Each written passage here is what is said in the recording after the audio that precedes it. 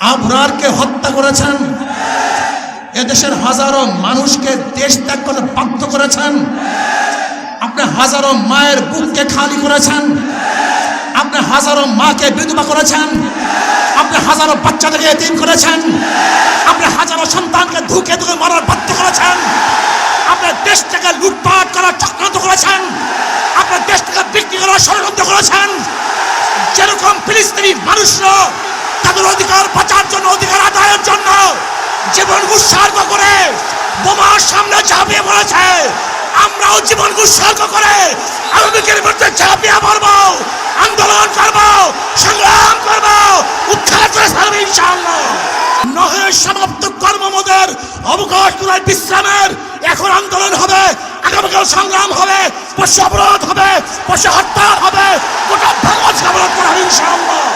আপনি সাগর দেখেছেন, সাগরের ঢেউ দেখেন নাই, আপনি ঘুঘু দেখেছেন, ঘুঘুর ফান দেখেন নাই, আপনি পাহাড় দেখেছেন, পাহাড়ের ওজন দেখেন নাই, আপনি ইসলামী আন্দোলন বাংলাদেশকে দেখেছেন, বিশ্বের চর্বনাইকে দেখেছেন, এদের হুঙ্কার দেখেন নাই, আন্দোলন দেখেন নাই, সংগ্রাম দেখেন নাই। কাজে কোন অবস্থাতেই আগামী নির্বাচন এই সরকার অধীন হবে না। মুফতি সৈয়দ মোহাম্মদ ফয়জুল করিম শাইখে চরমনাই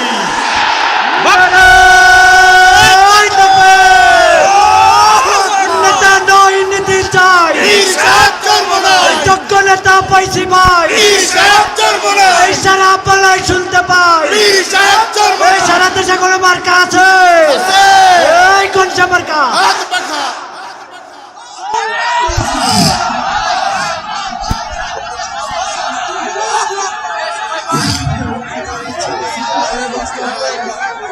আসসালামু আলাইকুম ওয়া রাহমাতুল্লাহি ওয়া বারাকাতুহু। নাহমাদু ওয়া নুসাল্লি আলা রাসূলিহিল কারীম, আম্মা বা'দ।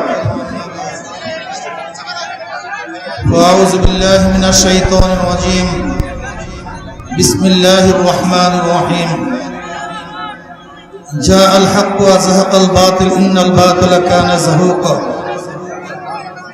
আল্লাহুম্মা সাল্লি আলা মুহাম্মদ ওয়ালা আলি মুহাম্মদ।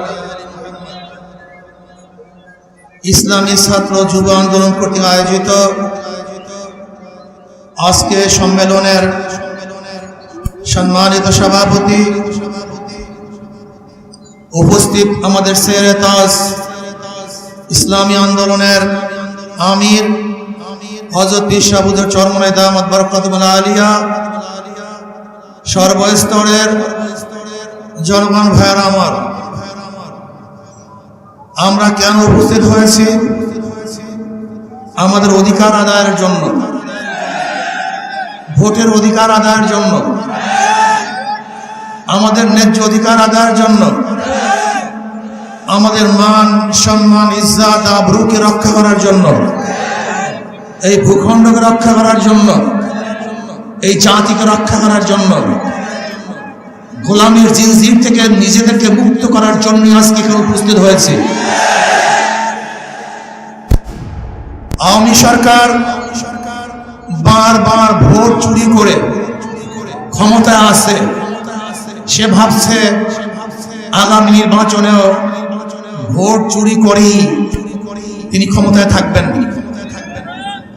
আমি বারবার বলেছি, বারবার ঘুঘু তুমি খেয়ে যাও ধান, এবার ঘুঘু তোমার যাবে যে প্রাণ।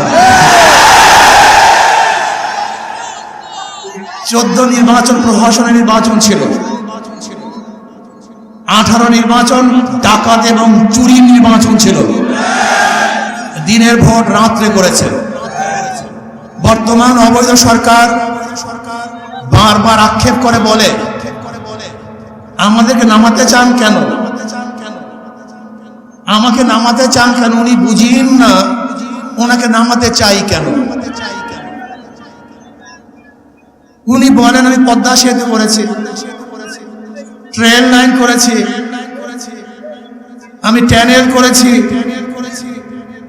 মেগা প্রজেক্ট করেছি,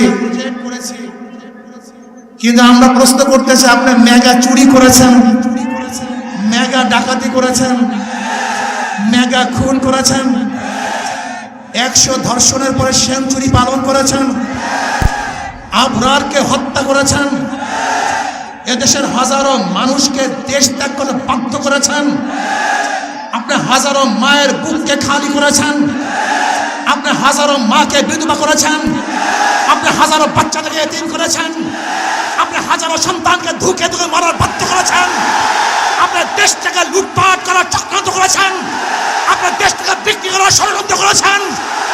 যেরকম ফিলিস্তিনি মানুষরা তাদের অধিকার বাঁচার জন্য, অধিকার আদায়ের জন্য জীবন উৎসর্গ করে বোমার সামনে ঝাঁপিয়ে পড়েছে, আমরাও জীবন উৎসর্গ করে আওয়ামীদের বিরুদ্ধে ঝাঁপিয়ে পড়ব, আন্দোলন করব, সংগ্রাম করব, উৎখাত করে ছাড়ব ইনশাআল্লাহ।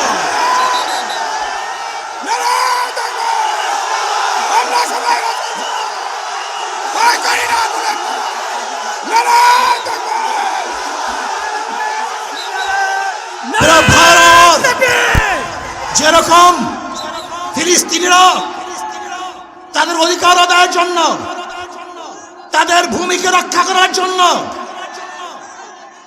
তাদের আদর্শ ঐতিহ্যকে রক্ষা করার জন্য যদি বুলেটের সামনে ঝাঁপিয়ে পড়তে পারে, ট্যাঙ্কের সামনে ঝাঁপিয়ে পড়তে পারে, অকপটে রক্ত দিতে পারে, জীবন দিতে পারে, বাচ্চাগুলিকে ট্যাঙ্কের সামনে ছুড়ে দেখতে পারে, আমার মা বোন ইজ্জত হানি করতে পারে, যদি ফিলিস্তিনিরা তাদের অধিকার রক্ষা করার জন্য শহীদ হতে পারে, আজকে বাংলাদেশের প্রত্যেকটা জনগণ তাদের অধিকার রক্ষা করার জন্য রক্ত দিবে, জীবন দেবে, সংগ্রাম করবে, আন্দোলন করবে, তারা রাস্তায় ঝাঁপিয়ে পড়বে ইনশাআল্লাহ। বছর বছর এক দফা এক দাবে শেখ হাসিনা এখন যাবে। প্রিয় ভাইরা আমার, প্রিয় ভাইরা আমার, আরো কর্মসূচি আসবে। আপনারা বলতে পারেন এই তো অমুক দিন ঢাকায় গিয়েছিলাম, অমুক দিন কর্মসূচি পালন করেছিলাম, আবার আজকে কর্মসূচি চলে আসছে, আজকে যাব না, না এটা হবে না। যেরকম খন্দকের যুদ্ধ শেষ হওয়ার পরপরই নবী আলাইহিস সালাতু ওয়াস সালাম যখন বিশ্রামে গিয়েছিলেন, জিবরাইল বলেন, ইয়া নবী আল্লাহ, আমি এখনো যুদ্ধের পোশাক খুলি নাই, আর আপনি তলোয়ার রেখে দিয়েছেন। না, আমাদের সমাপ্ত হয় নাই কাজ।